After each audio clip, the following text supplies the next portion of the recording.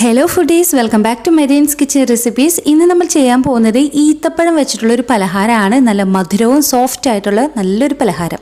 ഇതിന് വേണ്ടിയിട്ട് ഞാനിവിടെ 200 ഗ്രാമോളം ഈത്തപ്പഴം എടുത്തിട്ടുണ്ട്. ഇത് കടയിൽ നിന്ന് വാങ്ങിക്കുന്ന സാധാ ഈത്തപ്പഴമാണ്. അപ്പോൾ അതിൻ്റെ കുരുയെല്ലാം കളഞ്ഞിട്ട് നമുക്ക് പാലിൽ സോക്ക് ചെയ്യാൻ വെക്കണം. ഞാനിവിടെ 1 ഗ്ലാസ് പാലാണ് എടുത്തിരിക്കുന്നത്. നിങ്ങൾക്ക് പാലല്ലെങ്കിൽ വെള്ളത്തിലായാലും സോക്ക് ചെയ്യാൻ വെക്കാം കേട്ടോ. ഇതിൻ്റെ കുരു കളഞ്ഞിട്ട് വേണം വെക്കാൻ.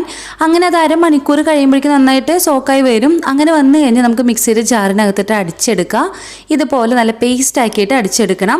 ഈ സെയിം ജാറിൽ നമുക്ക് മുട്ട ഒന്ന് പൊട്ടിച്ചൊഴിക്കാം. ഞാനിവിടെ 2 മുട്ടയാണ് എടുത്തിരിക്കുന്നത്. വലിപ്പമുള്ള 2 മുട്ടയാണ് കേട്ടോ. വലിപ്പം കുറവാണെങ്കിൽ 3 മുട്ട നിങ്ങൾ എടുക്കുക.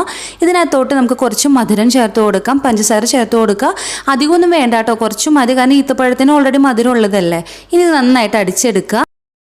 അടിച്ച് കൂട്ടി നമുക്ക് ഇതിനകത്തോട്ട് ഒഴിച്ചു കൊടുക്കാം. ഇതിനകത്തോട്ട് 1 ടീസ്പൂൺ ബേക്കിംഗ് പൗഡർ, പിന്നെ കുറച്ച് ഉപ്പ് ഒന്ന് ടേസ്റ്റിന് വേണ്ടിയിട്ട് ചേർത്ത് കൊടുക്കണം. ഇനി ഇത് നന്നായിട്ട് മിക്സ് ചെയ്തെടുക്കുക. നല്ല ലൂസ് ബാറ്റർ ആക്കി ഇത് എടുക്കുക കേട്ടോ. കണ്ടപ്പോൾ മിക്സ് ചെയ്യുമ്പോൾ ഇങ്ങനെയാണ് വരിക.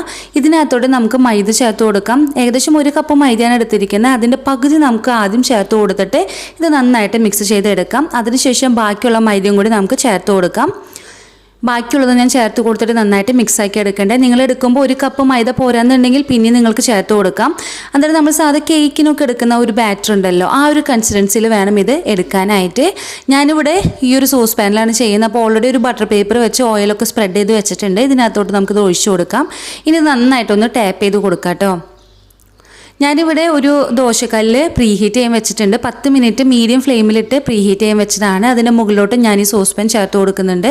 ഇതിൻ്റെ മുകളിലോട്ട് ഇതിൻ്റെ അടപ്പ് വെച്ചിട്ട് അടച്ചു കൊടുക്കുക. ഇനി വളരെ ലോ ഫ്ലെയിമിലിട്ടിട്ട് വേണം ഇത് വേവിച്ചെടുക്കാനായിട്ട്. നിങ്ങൾക്ക് ഇങ്ങനെ ചെയ്യാൻ ഇഷ്ടമില്ല എന്നുണ്ടെങ്കിൽ നമ്മൾ സാധാരണ കിണ്ണത്തപ്പം ഉണ്ടാക്കില്ലേ, ആ രീതിയിലും ഇത് ചെയ്തെടുക്കാം കേട്ടോ.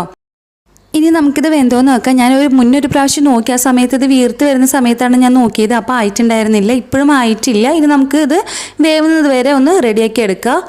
ഇതിവിടെ വെന്ത് വന്നിട്ടുണ്ട്, അതുപോലെ തണുത്ത് വന്നിട്ടുണ്ട് കേട്ടോ. അപ്പോൾ കണ്ടു, ഇപ്പോൾ നമുക്ക് ഒട്ടിയൊന്നും പിടിക്കുന്നില്ല. ഇത് നോൺ സ്റ്റിക്കിൻ്റെ പാനായ കാരണം തന്നെ നമുക്ക് ഡിമോൾഡ് ചെയ്തെടുക്കാനായിട്ട് എളുപ്പമാണ്. ഇതിൻ്റെ സെൻറ്റർ ഭാഗം ഒരു ഇച്ചിരിക്കോളം താഴ്ന്നു പോയി കേട്ടോ. ഞാൻ പറഞ്ഞല്ലോ, ഞാനത് വീർത്ത് വരുന്ന സമയത്താണ് ഒന്ന് തുറന്ന് നോക്കിയത്. അതുകൊണ്ടാണ്. നിങ്ങളങ്ങനെ ചെയ്യാൻ പാടില്ല കേട്ടോ. നോൺ സ്റ്റിക്കിൻ്റെ പാൻ ആയതുകൊണ്ട് തണുത്ത് കഴിഞ്ഞാൽ പെട്ടെന്ന് തന്നെ നമുക്കിത് ഡിമോൾഡ് ചെയ്തെടുക്കാൻ പറ്റും. ഇതിൻ്റെ ടെക്സ്ചർ എന്ന് പറഞ്ഞാൽ നല്ല സോഫ്റ്റാണ്. അതുപോലെ തന്നെ ഡേറ്റ്സിൻ്റെ നല്ല ടേസ്റ്റാണ് കേട്ടോ. ഇതെല്ലാവരും ഒന്ന് ട്രൈ ചെയ്ത് നോക്കണം. നിങ്ങൾക്ക് ഇതേമാതിരി സോസ് പാനിലൊന്നും ഉണ്ടാക്കാൻ പറ്റില്ല എന്നുണ്ടെങ്കിൽ തന്നെ നമ്മൾ കിണ്ണത്തപ്പം വട്ടയപ്പൊക്കെ ഉണ്ടാക്കിയില്ലേ, സ്റ്റീലിൻ്റെ പ്ലേറ്റിൽ കോരി ഒഴിച്ച് ആവി പാത്രത്തിൽ വെച്ചിട്ട് അങ്ങനെയും ചെയ്യാം കേട്ടോ. അപ്പോൾ നമുക്കിതൊന്ന് മുറിച്ച് നോക്കാം. നല്ല സോഫ്റ്റാണ്. അതുപോലെ തന്നെ ആ ഡേറ്റ്സിൻ്റെ ടേസ്റ്റാണ് കൂടുതൽ ഈ ഒരു പലഹാരത്തിന് നിൽക്കേണ്ടത്. അപ്പോൾ അതുകൊണ്ട് തന്നെ പൊടി കുറച്ച് കുറവിട്ട് കൊടുത്താൽ മതി. അപ്പോൾ എല്ലാവരും ഇതൊന്ന് ട്രൈ ചെയ്ത് നോക്കുക. പിന്നെ മെരീൻസ് കിച്ചൺ ചാനൽ സബ്സ്ക്രൈബ് ചെയ്യാനായിട്ട് മറക്കരുത് കേട്ടോ.